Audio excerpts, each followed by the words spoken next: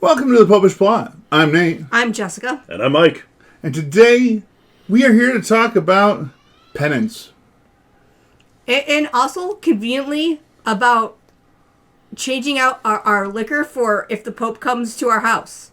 Because previously, we had one bottle that was, just in case the Pope or the then Queen of England showed up. It was a very nice bourbon, because apparently Pope Francis did love bourbon. Okay. And it was a bourbon you could only literally buy in one location. But now we have a new Pope, Leo XIV. Which means new booze. From the Midwest. And he was originally from Chicago. And in Chicago, there is a particular spirit. We're leaving nameless? For now. Yeah. For now. There's a particular spirit. Liqueur, really, not a spirit, per se. That is quite popular there. No one knows why. Maybe for memes, but it's been around since before then. Yes. But a few months back, we happened to have acquired a couple copies of a particular book. And it was decided that, well, I wasn't going to read it because I never read the books. Well, this is the way our book clubs work. It has to be a book by someone who's not a saint and a book that Nate has not read. Yes. And it fit both of those criteria. So it was decided by my cohorts that we were going to add this book to the book club. So just set about reading it. And Mike took his copy home and started reading it.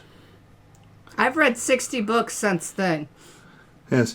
And every time we get together to film, Jess sends Mike a text. Have you finished the book yet? Nope. Nope. He's apologetically, but no. Well, on some level, you can always put your sorries in a sack. Yep. I mean, I did make a short about it, like, last year, entitled Mike Has Not Read the Book, where you insisted in the comments that you were totally going to read the book. I am still going to read the book. Notice, I did not put a time frame on this. But since it was Mike's idea, and since this project has been on the shelf for many months now, due to his inactivity, we've decided that we need to incentivize him. I'm not sure that's what's happening here. It's a twofer. It's a twofer. There's a little bit of an incentive and a little bit of suffering. Because this particular liquor that is very popular in the city of Chicago, where our new Pope originates from, it's not something that Michael likes. No. It's not that most people like. No. My boss loves it at the store. I sell the most of it because I'm like, this is disgusting and you'll hate it. And that is a great selling point. People appreciate the honesty. I appreciate that you're not trying to sell me. You sold me. Now, what I will say is, it's not disgusting. It's simply an acquired taste, and most people don't drink it. Won't drink enough of it to acquire the taste. Yes. So we have already had, and Mike has noted that he's had the original. However, I said it was for if the Pope comes over. It's for if the Pope comes over. For today, we got this special barrel aged for you to enjoy. I don't know if that makes it better, if it makes it worse, if it makes it wrong in a new and different way. Mm-hmm. We know how we feel about it because this is not our first time around the block. Well, but we've not had the barrel age before. So. But I appreciate the use of the umlaut. Okay. I mean, we do love an unnecessary umlaut. Malört.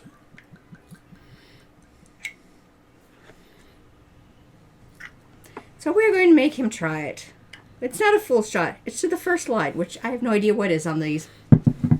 But much less than a shot. Yes. And maybe next time we film, he will have read the heretical nonsense that at this point I now have to reread, because I've read at least 3 other religion books since then that were all much better, including the other one by a Protestant. Now, trying to get my mind wrapped around the incentive portion of this. We will keep feeding Do I have to drink more Malört if I don't? Yes. Okay, now I understand. Now we're on board. We'll make Malört cocktails and whatnot. Have you ever had Malört with olive juice? I heard it's disgusting. Malört with pure vinegar. Actually. Everclear Malört. You're like, I don't care anymore. I'm blind! Great. Now I have to acquire the book in Braille and learn to read Braille. Oh, Prost. Prost.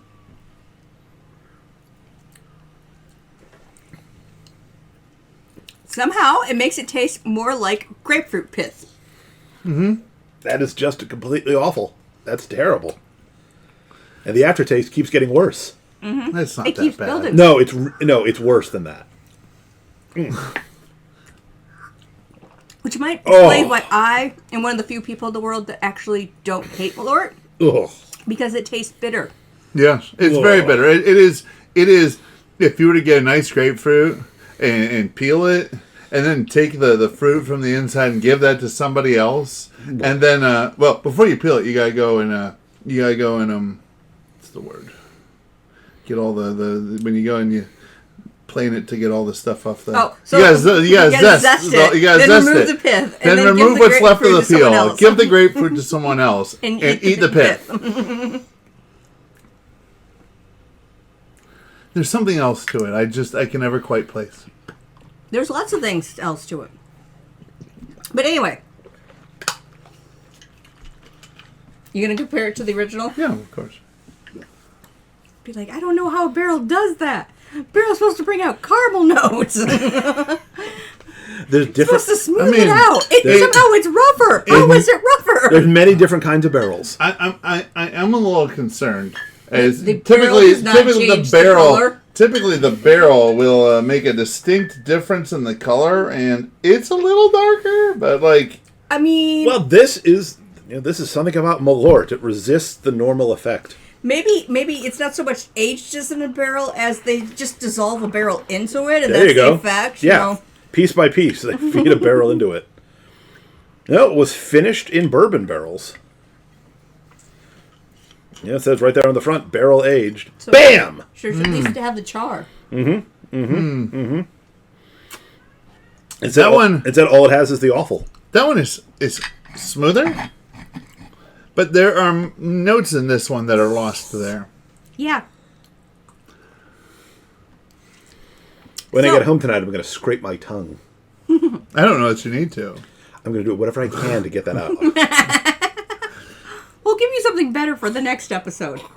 We have a ton of sodas left over from the open house. Ugh. Ugh. So, comment below with what you think of Malört, whether If you're the barrel familiar with age it. is better or worse.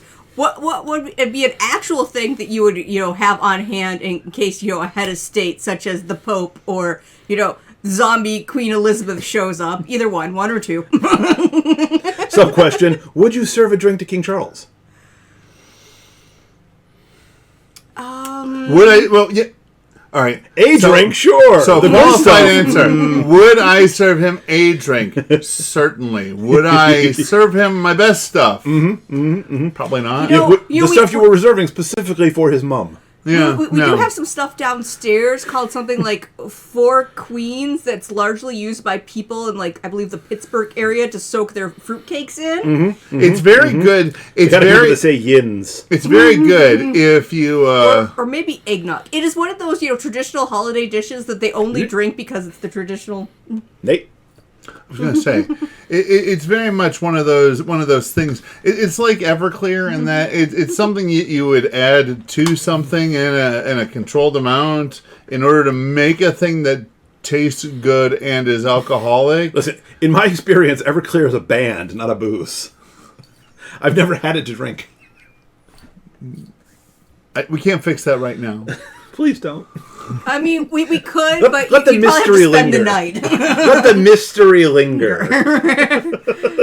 But yes, it's clearly a royal drink that we would totally give to Chuck, who I'm still am amazed was not skipped in line for the throne. He spent 70-some years getting ready for a job and then being like, you know what, your son's in charge. It seemed like that was what his life was going to be. Personally, I think he should have abdicated the throne. Anyway, so comment, drinks for the Pope, if you like Malört. What things you might do when honoring a foreign dignitary when you were blessed with a visit from a foreign dignitary? Especially in the odd circumstance that the foreign dignitary is from a place very close to you. 4 or 5 hours drive from here. and yet legitimately a foreign dignitary.